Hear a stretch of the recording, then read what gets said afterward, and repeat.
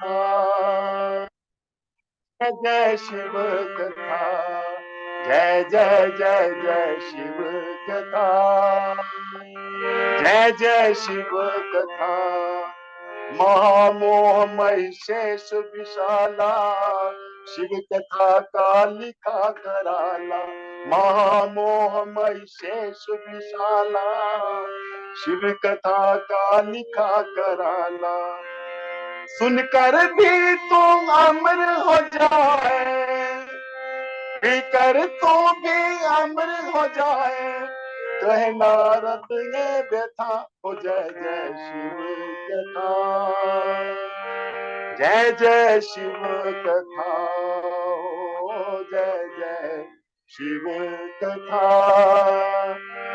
जय जय शिव कथा। ऐसे भगवान शिव की कथा है, जो भी इसको सुनता है सुनने मात्र से उसका बेड़ा पार है।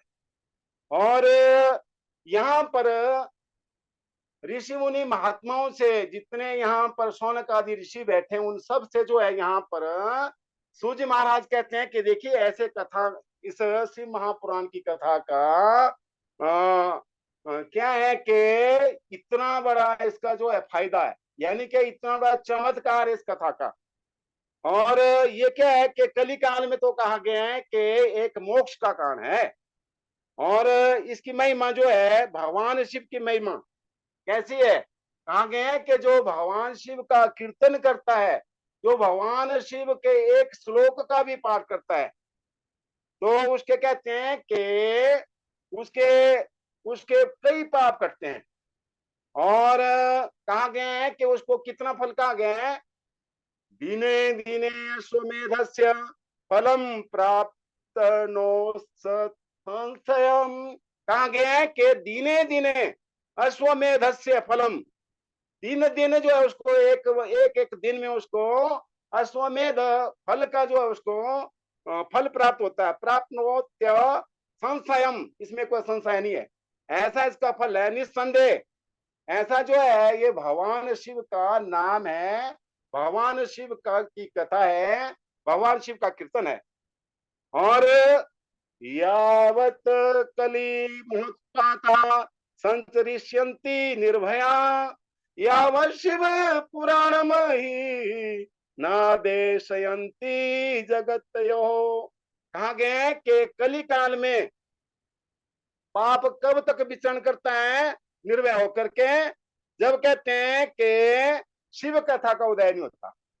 जब शिव कथा का उदय हो गया तो पाप जो है वो उसका पता नहीं चलता। वो जिस तरह अग्नि जली है, अग्नि में जो है पतंगे जो अपने आप आते हैं और जल करके वो भस्म हो रहे हैं, वैसे ही पाप रूपी जो भगवान शिव का जो कथा है, भगवान शिव का जो कीर्तन है, तो कहते हैं इसमें इतनी शक्ति है कि बड़े बड़े पाप जो उसमें भस्म हो जाते हैं। और कहते हैं कि भगवान शिव कैसे हैं, देवों के देव हैं, महादेव हैं, और सब मनोरथ को पूर्ण करने वाले हैं। शिव महापुराण में 24,000 श्लोक हैं और इसमें 7 संहिताएं हैं, जिसका हमने पीछे भी अध्ययन किया है। तो ऐसे भगवान शिव की जो कथा को बड़े प्रेम से पढ़ता है अथवा सुनाता है, वो क्या है कि इस जीवन रूपी गाड़ी से जो है 84 लाख योनियों से छूट करके भगवान शिव के धाम को जाता है। और शिव पुराण की कथा जो है क्या है, भक्ति को देने वाली है, वैराग्य को देने वाली है। सूत जी कह रहे हैं कि ऋषियों, पूर्व काल में कल्पों का क्षय, अब कल्पों का क्षय जो है होता है, एक कल्प में कई जो है चतुर्युगियों जो है होती है। और सृष्टि संबंधी कार्यों के प्रारंभ में होने पर जो है, अब यहाँ पर क्या है कि मुनियों में क्या है कि जो मतभेद पैदा हो गया, या पैदा हो गया उनमें कि कहते हैं कि कोई कहता है कि ये सर्वश्रेष्ठ है, कोई कहता है ये सर्वश्रेष्ठ है। ऐसा जो है जब मुनियों में जो है यहाँ पर मतभेद जब पैदा हो गया और वो आपस में निर्णय नहीं कर पाए, तो कहां पर चले गए? ऋषि लोग जो है चले गए कहां पर? ब्रह्मा जी के पास चले गए। और ब्रह्मा जी के पास जाकर के जो है उन्होंने सत्यलोक में जाकर के कहने लगे कि आप बताएं भाई, सर्वश्रेष्ठ कौन है भाई? वो ब्रह्मा जी कहने लगे, एस देवो महादेव सर्वज्ञ जगदीश्वर अयम तो परया भक्त्या दृश्यते नान्य यथा क्वचित। कहाँ के ऋषियों, जो सबसे पूर्व उत्पन्न हुआ, जो सर्वश्रेष्ठ है, जिसमें मन वाणी भी जो है उसकी गति को नहीं जान पाई, वो कौन है? सर्वज्ञ भगवान शिव हैं। वो ऐसे नहीं मिलते हैं, ना दिखाई देते हैं, वो भक्ति से दिखाई देते हैं। और मनुष्यों को शिव भक्ति करने पर और भक्ति के प्रभाव से उनके जो है दर्शन होते हैं। जैसे बीज में अंकुर और अंकुर में बीज की उत्पत्ति होती है, तो अतः महात्माओं, आप क्या है कि परम तत्व स्वरूप को जानना चाहते हैं, तो देखो आप क्या करो कि यज्ञ कीजिए। आप 1000 वर्ष तक आप यज्ञ कीजिए, और भगवान शिव की कृपा से आपको क्या है कि साध्य और साधन का आपको ज्ञान हो जाएगा। तो यहाँ पर अब जो मुनि है ब्रह्मा जी से पूछ रहे हैं, यहाँ पर ब्रह्मा जी से कहते हैं कि आप बताएं कि आपने बताया है साध्य और साधन, तो इसमें बताइए। तो ब्रह्मा जी कहने लगे कि साध्यम शिव पदम प्राप्ति ही साधनम तस्य सेवनम। कहाँ के साध्य क्या है? शिव पद है, और साधन क्या है? उसकी सेवा है। साध्यम शिव पदम प्राप्ति ही साधनम तस्य सेवनम साधक प्रसाद्यो नित्यादि फल निष्प्रिय। कहाँ के साधन के संबंध में स्वयं शिव जी कई, भगवान ने कई निर्देश दिए हैं। क्या है कि कानों में, देखिए इसमें क्या नियम बताया गया? कानों में भगवान शिव की कथा सुनना, वाणी से मनन करना, इसका गुणानुवाद, इसकी कथाओं को कहना, और मन में मनन करना भी एक महान साधन है। क्योंकि भगवान शिव सदा सुनने, कीर्तन करने और मनन योग्य है। और कहा गया है कि गुरुमुख से श्रवण करें, कथा कीर्तन, इसका मनन करें, भगवान शिव का मनन करें, भगवान शिव के मंत्रों का जप करें, भगवान शिव के ऊपर भगवान शिव का अभिषेक करें। ऐसे जैसे भगवान शिव का पूजन होता है, वैसे भगवान शिव का पूजन करें। प्रसन्न होने पर वही कार्य करें, ये जो है साधन है। और एक तपस्या निश्चित है, पहले क्लेश, कष्ट, परेशानियां, कठिनाइयां जो प्रतीत हो, लेकिन साधक को उन परिस्थितियों से हटना नहीं चाहिए। साधक को क्या है कि जब तप करता है तो उसमें जो है कई प्रकार की उसको जो है परेशानी आती हैं, कहा गया है कि उसको हटना नहीं चाहिए। और जब उसमें जो है वो पूर्ण रूप से उसमें जो है भक्ति में भक्ति के जो है इसमें रहता है, भक्ति में जो है समर्पित रहता है, तो क्या होता है कि फिर उसको आनंद आता है उसमें।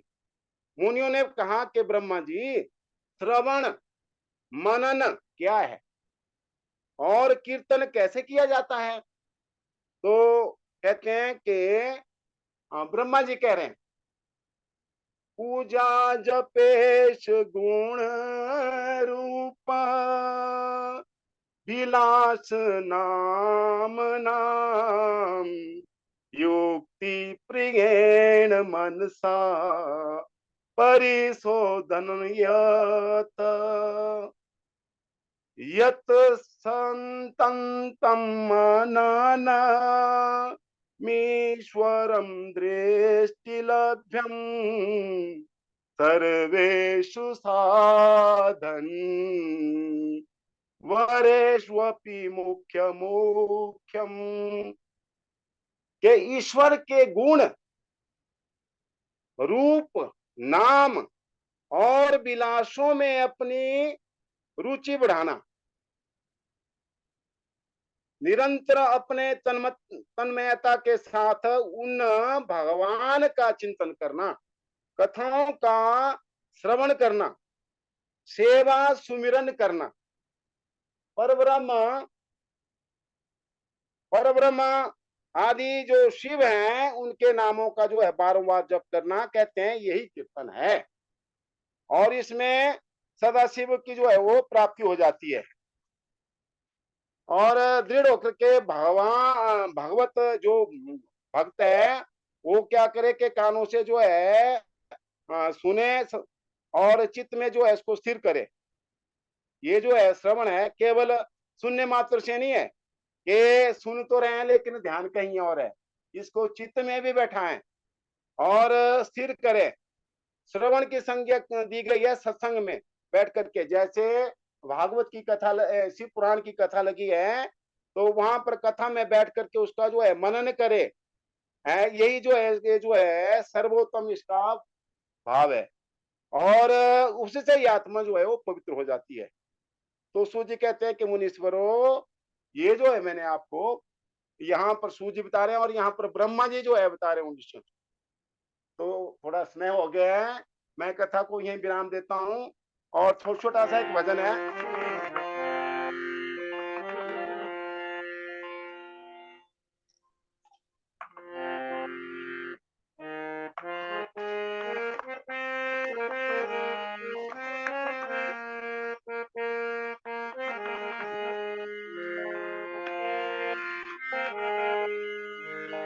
देखिए, भगवान शिव का जो मनन है, कीर्तन है, जप है, वही हमारे साथ जाएगा।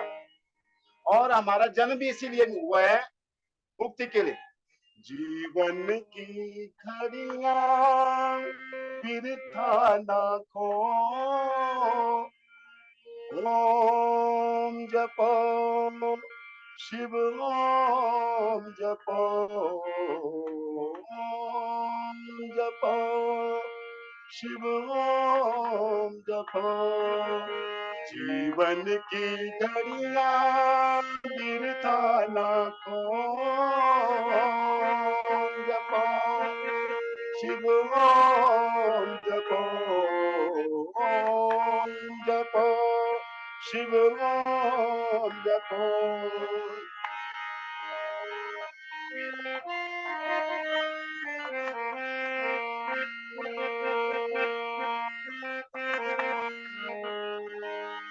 ओ मैं ही जग का सार है, जीवन है जीवन आधार है।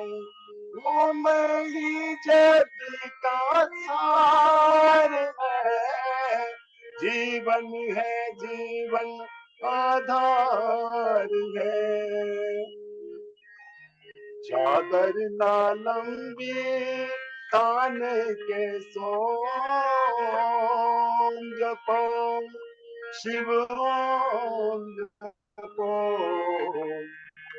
ओम जपो शिव ओम जपो।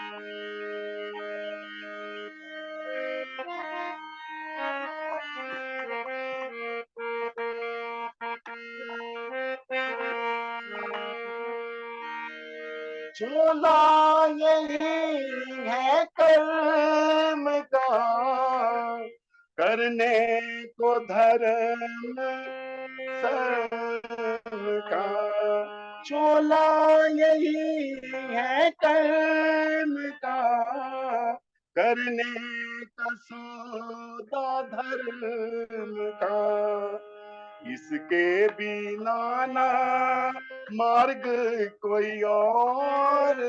ओम जपो शिव ओम जपो, ओम जपो शिव ओम जपो।